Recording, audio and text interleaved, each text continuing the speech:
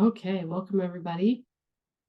We're on session 9 of 10 for the 10 for 10 challenge. So we're going to be talking about sleep, stress, and hormones, and how those all impact our health as well, and our weight management and weight loss um, as we go through today. So today, just a little recap of everything we've been focusing on. Hopefully you can recall the importance of why we're eating protein, why we're putting it into our body to build that muscle, rev up that engine, get the metabolism higher, and again, burn that fat. We're not going to be scared of eating fats. We learned that fats are essential to the body. So hopefully you're also incorporating healthy fats into the diet, but avoiding those trans fats. Choosing the right carbs, so more whole food based, less processed carbohydrates. Last week we talked about the importance of strength training and how, again, we're building that lean muscle mass to help with weight management more so than cardio. And then movement throughout our day, just being generally a healthy activity to keep our weight in check. So today we're going to start with sleep. We're going to jump into stress and hormones as well. They're all really super connected. So I'll kind of be hopping around between all three of the different topics because they all either are influenced or contribute to the others. So we'll just start with sleep, but we will likely kind of be all over the place today. So sleep, obviously, hopefully we all know sleep is super important to the body. Sleep deprivation, I think they say upwards of 20-25% of Americans are sleep deprived. By definition, that means less than 8 hours of sleep in a 24-hour period. So it could be different chunks that rather than a full 8 hours at night, but anything less than 8 hours in a 24-hour period by definition is being sleep deprived. Sleep is essentially like nutrition for the brain. It's how our body is fed, it's how it repairs, it's how it grows and gets its nutrients. So again, the importance of sleep can't be understated for our brain functioning. There are different sleep cycles we need to get through each night. It's best to get through at least 5 or 6 cycles, and each cycle is about 4 stages, which you can see on this chart here. The darker blue columns are going to be our REM periods. So at the end of each stage is basically kind of like our dreaming section. And you can see as we get closer to waking or towards the morning, our dream cycles last a lot longer. If you look at the lighter blue columns, these are our body repair and growth stages of the cycle. And these tend to be longer periods of time as the first half of the night. So really that full 8 hours sleep is helpful because we want to get through all these different cycles and the varying lengths. So if we wake up middle of the night, we're not going to get into those deep REM stages that often, which is good for creativity, thinking, memory processing, things that maybe will help us excel at our jobs. However, if we don't go to bed soon enough or can't stay in those deeper sleep type stages earlier in the night, we're not going to have that ability for our body to really do its repair and the growth and the building that happens. So again, each stage has a particular purpose to helping the body. And it's great to, again, get through as many cycles as we can because they change throughout the night. Okay. This is pretty repetitive for most of you guys, but there's lots of reasons that poor sleep impacts our health. Obviously, we're going to have fatigue and drowsiness, poor attention spans, decreased thinking and reaction times, impaired judgment. I know there's lots of studies that show being sleep deprived can be more dangerous than driving under the influence of alcohol or drugs, just because of our diminished capacity for judgment and reaction times and thinking. We've been shown to have reduced adaptability, meaning we can't learn and adapt on the fly. That's difficult. Emotional capacity is diminished, and there's lots of recent studies lately around dementia and Alzheimer's being linked to poor sleep habits earlier in life. So again, lots of neurological implications of not getting quality sleep each night.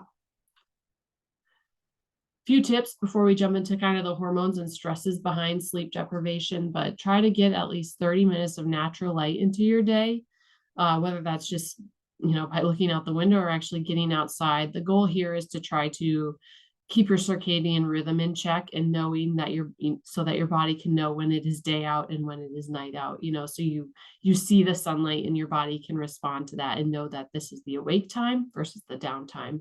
If you look at a circadian rhythm pattern, generally it peaks at about 10-11 a.m. So it starts to increase about 6 a.m. when we're waking, peaks about 10 or 11, starts to take a little dip around 1 or 2 p.m. And sometimes we'll feel that after that lunch lull, we'll call it, peaks again. and kind of reaches its peak around 6 p.m.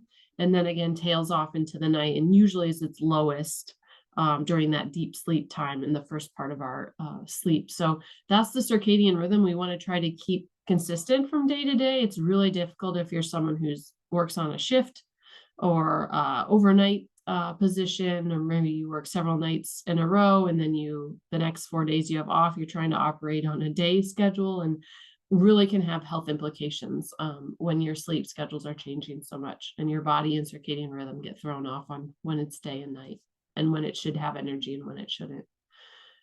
You want to try to go to bed, rise at the same times of day. So don't be someone who, tries to play catch up on the weekends and sleep till 11 o'clock noon. The body really doesn't have much of a piggy bank storage, so to speak, to store up all that sleep that you have. So you want to keep it consistent each night and day. Try to limit your naps. And if you do take naps, less than 20 minutes. But again, here the goal is to get most of your quality sleep at night and not have to make up for it in naps.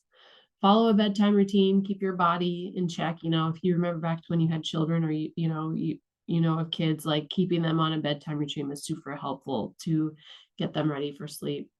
Calming activities, don't use your bedroom for things outside of sleeping. Set your phone on silent so you don't have distractions. Keep it dark, quiet. Avoid stimulants, caffeine, alcohol, tobacco, screen time, a huge thing to avoid, just to help your body wind down. When we are chronically sleep deprived, that elevates the stress of our body. It's a huge stressor on their body. So this little cycle here you can see shows how hormones start to be released because of this stress, sleep deprivation on our body. So when we're stressed, cortisol is a hormone that's released. It's sort of like our adrenaline, similar to adrenaline, but kind of pumps up our body ready for action, right? We think it's on heightened alert. What cortisol does, though, if you remember way back to session 1, is it stimulates insulin to also come out. And we know that insulin basically is, that fat storage hormone where it takes that sugar, that energy, can convert it and store it as fat. And that's what we're trying to avoid, right? So cortisol is kind of the enemy here because it stimulates insulin and glucose to be stored as fat. Not to mention it causes food cravings and everything like that. So you can kind of, I'll walk you through a little story just to demonstrate that. So if you're someone who maybe didn't get a good night's sleep, you wake up, you've got no energy because you didn't sleep well. You've got to rush to get the kids ready or get out the door to get to work. You don't have time to eat a healthy breakfast with proteins and healthy fats. So you grab a coffee, which really is just caffeine, and maybe a bagel or a muffin or something, which is a lot of processed carbs. So what happens is that body has a lot of blood sugar going through it. Also, it's stress, so cortisol is released. Insulin's released at an excessive rate because of cortisol and the sugars we're eating. We store those calories as fat. We tend to have continued food cravings because we didn't give our body good nutrients like proteins and fats. And the stress cycle just continues and continues and continues all day long. So really important to try to limit the chronic stressors, and one being sleep. So trying to get sleep to help keep those hormones at bay. Chronic stress can also be felt through like too much exercise, people you're around. We'll talk about this more, situations, maybe physical stressors, all sorts of things. But it does worsen immunity, increases insulin resistance and adrenaline and cortisol, increases your heart rate, blood pressure, chance of blood clots, damages your brain's memory center, and fat storage. We talked about all these things. So again, not a lot of good comes from chronic stress, and acute stress can have some benefits as far as like adrenaline and dopamine and stuff, but for the most part, stresses are not good on the body. Here are 2 major stress or anti-stress hormones. We're going to watch a video on this. I'll just kind of give you a tease. Basically, we talked about on the right side, cortisol stimulating insulin, which is going to stimulate fat storage. And those are things we want to avoid. And things that are triggering cortisol include sugary diets, too much exercise, not enough sleep, negativity. On the flip side, serotonin is like that feel-good hormone. It does a lot to reverse the effects of stress. It releases dopamine, that natural high. It also can slow the production of cortisol, which would be great, right? And we do these through lots of different things. So we'll watch a quick video here and you'll get a good taste for the importance of managing stress. Hi guys, in this video we're going to talk about 2 opposing hormones, serotonin and cortisol. Okay, these kind of do the opposites. Cortisol is a stress hormone. We need it to cope with stress. But then serotonin is the anti-stress hormone. It gives you the state of well-being, calmness. So here's some things that can trigger, let's start with cortisol right here. Overtraining when you're exercising, okay? Doing too much and not letting yourself recover will elevate cortisol. Stress in general, mental stress, physical stress, worry, losses, all this will activate cortisol. Negativity, watching the wrong TV programs, the news, being around people that are negative, that can really wear you down and activate cortisol. Stimulants, too much of like coffee or certain appetite suppressors, which are stimulants, diet pills, too much chocolate, that can also stimulate cortisol. Injury actually will increase cortisol. Surgeries, if you ever looked at someone that had a series of surgeries over a period of time, it really wears out the adrenals, because when you get surgery, the adrenal glands are still activated. So you're asleep, but the adrenal glands are still going. That's one of the reasons why they have to give you a potassium IV, because you dump a lot of potassium because the adrenals get so stressed. So cortisol will elevate after a series of surgeries, okay? Sugar will definitely activate cortisol, and then cortisol will activate high levels of sugar and then increase insulin as well, so they both work together. And then insomnia, so if you're not sleeping, cortisol will start to increase, you'll get hungry, you'll feel stressed out. So that's cortisol, okay? Now, how do we increase serotonin? Number one, get quality sleep, get more sleep, get sufficient sleep.